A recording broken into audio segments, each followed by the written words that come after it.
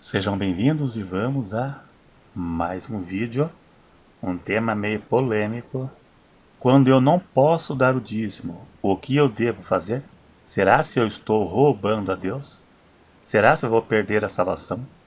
Será se eu vou deixar de ser abençoado por Deus? Vamos ver nesse vídeo aqui, porque a Bíblia tem a resposta. O que a pessoa deve fazer quando não pode dar o dízimo?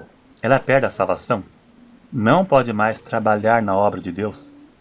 Eu conheço uma igreja pentecostal entre as maiores e as mais conhecidas do Brasil. Não vou dizer o nome. Pastores e cooperadores são obrigados a dar o dízimo. Algumas igrejas constrangem suas ovelhas, dizendo que aquele que não dá o dízimo rouba a Deus. Diante de uma situação como essa, a pessoa não tem condição de dar o dízimo, porque senão não paga nem as contas. Vai tirar da boca dos filhos. O que fazer? Então, nesse vídeo aqui, vamos ver o que diz o Novo Testamento acerca do dízimo e a forma de contribuir nos dias atuais. E se quem não dá rouba a Deus ou não, e se ele não pode mais trabalhar na obra porque não dá o dízimo. Vamos ver. Primeiro ponto. Quem não dá o dízimo rouba a Deus? Não rouba, não. Hoje é apenas uma forma de amedrontar as pessoas, semelhante à história do devorador.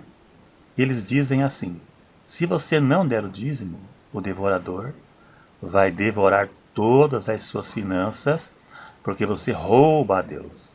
O devorador não é demônio, como muitas pessoas e muitos pastores e igrejas tentam passar essa imagem para pôr medo em você.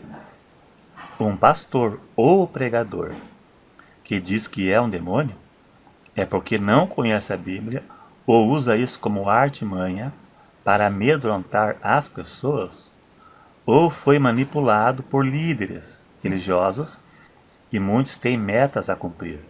Por isso são obrigados a constranger e ameaçar as pessoas para que dê o dízimo. O devorador nada mais é que praga de lavoura, gafanhotos. O devorador eram pragas. E Deus fez uma promessa que aquele que desse o dízimo ficaria livre da praga dos gafanhotos e seria abençoado com boas colheitas. Precisa dar o dízimo para ser abençoado? Não. O que recebemos de Deus é pela graça, e não por méritos, e muito menos comprado com dinheiro em forma de barganha com Deus, como alguns ensinam por aí. Quanto mais você dar, mais Deus vai te dar também. O que recebemos é pela graça, que é o favor imerecido de Deus. Receber algo de Deus sem ser merecedor, e não por obras da lei. Nenhuma condenação há para os que estão em Cristo Jesus e não vivem mais debaixo da lei, do jugo da lei. Quem contribui para a obra de Deus será abençoado com certeza, mas de acordo com o propósito de Deus. Isso não significa que você vai enriquecer. Se Ele quiser te enriquecer, assim Ele fará. Mas nunca você deve contribuir como uma moeda de troca ou troca de favores com Deus. Deus não é Deus de barganha. Você deverá contribuir com a intenção de ajudar no sustento da igreja. O dízimo é válido para os dias de hoje? Não é, porque não existe nenhuma menção do dízimo no Novo Testamento. A única citação do dízimo, onde pessoas usam para tentar justificar o dízimo no Novo Testamento, está em Mateus 23 e verso 23, no diálogo entre Jesus e os fariseus. Jesus disse que deveriam sim dar o dízimo, mas não desprezar o mais importante da lei.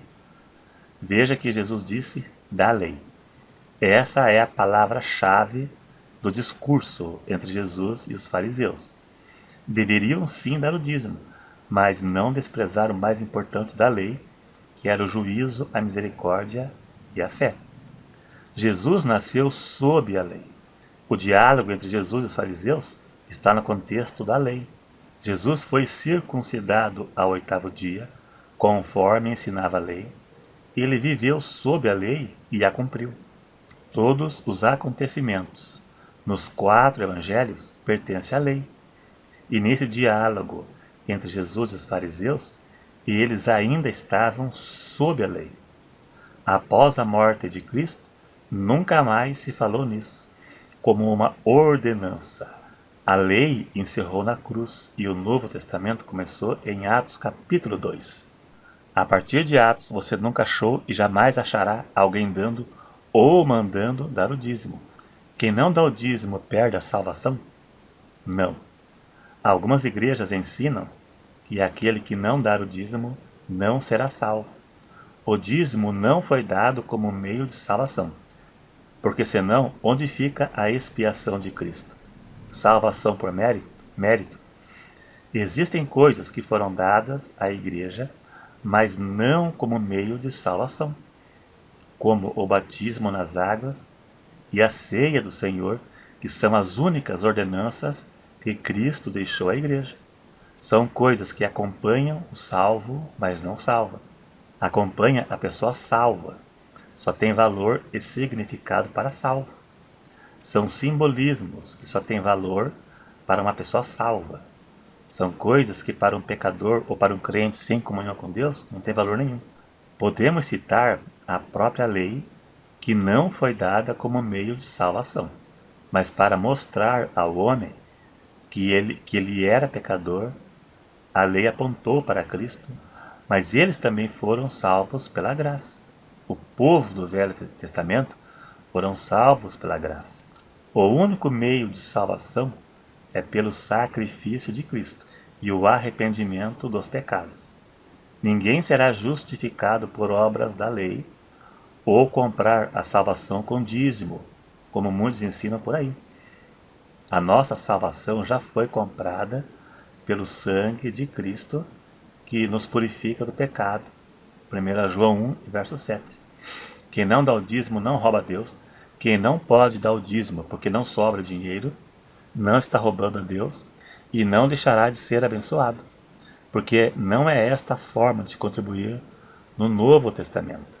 Pastores que dizem isso, possivelmente só querem o seu dinheiro, para enriquecer e enriquecer a patota que é a liderança, que comem o dinheiro dos coitados. Como podemos entender o dízimo nos dias atuais? Antes da lei, não era dado como obrigação, mas como gratidão. Jacó fez um voto, e se Deus o guardasse na sua viagem, ele daria o dízimo, mas foi como forma de voto. Na lei não era voto, na lei era dar ou dar, era uma obrigação. O dízimo de Abraão foi antes da lei, mas ali não tem nenhuma norma que serve para a igreja nos dias atuais. Não cita como era dado aquele dízimo. O dízimo foi instituído em Levítico 27 na lei, e era do fruto da terra, e Abraão deu daquilo que ele saqueou na guerra. Não era o fruto do seu trabalho. Aquilo é um texto descritivo e não normativo. O escritor está apenas descrevendo alguma coisa, mas não afirmando aquilo como doutrina para os dias atuais, como muitos pastores, lideranças e muitos falsos profetas dizem. Na lei, o dízimo era uma obrigação, e tinha normas e regras, tinha forma de dar o dízimo. Quem não desse poderia ser castigado, inclusive com lavouras ruins. Agora, na dispensação da graça, que começou como os apóstolos, e vivemos nos dias atuais, e viveremos até a volta de Cristo. A maneira correta de contribuir é como Paulo ensinou, em 2 Coríntios 9, verso 7. Cada um contribua segundo propôs no seu coração, não com tristeza ou por necessidade, porque Deus ama ao que dá com alegria. Deverá ser proporcional ao seu ganho. Não deve tirar do seu sustento, não deve tirar da boca do seu filho, deverá ser dado de boa vontade e não forçado, coação ou constrangimento, como algumas igrejas fazem. E também deverá saber o destino do dinheiro. Nos tempos dos apóstolos, o dinheiro ia para a igreja e para ajudar os necessitados. Os líderes não podem enriquecer com o seu dinheiro, com dinheiro de dízimo, se você dá, com dinheiro de doações, e não pode ser usado para pagar salários altos para pastores, como fazem por aí. Então, se você dá, veja qual é o carro do teu líder, qual é o condomínio que ele mora, qual é a renda dele, para onde que ele viaja, porque se ele tem carro caro, apartamento caro, é você que está pagando o financiamento da riqueza dele, tirando da boca de seus filhos, porque foi enganado por um pilantra e está se enriquecendo com o teu dinheiro. Então você que gosta ou pretende contribuir, deverá avaliar sua igreja e ver para onde esse dinheiro vai. E também se não estão se beneficiando disso. É só olhar para o carro dele e para o padrão de vida deles. O dinheiro deve ser somente para a obra de Deus e ajudar necessitados. Não tem problema, pastor, viver a obra aquele que é necessário viver em tempo integral para a obra de Deus. Não tem problema. O que ele não pode é se enriquecer às custas disso. Se o pastor quer ser rico, se o missionário quer ser rico, então renuncie à sua função e vá abrir uma empresa para lá, onde não tenha nenhum vínculo com a igreja. Mas não poderá enriquecer com o seu dinheiro. Isso é real. É isso aí, se gostou, dá um joinha. Se não é inscrito, se inscreva e até o próximo.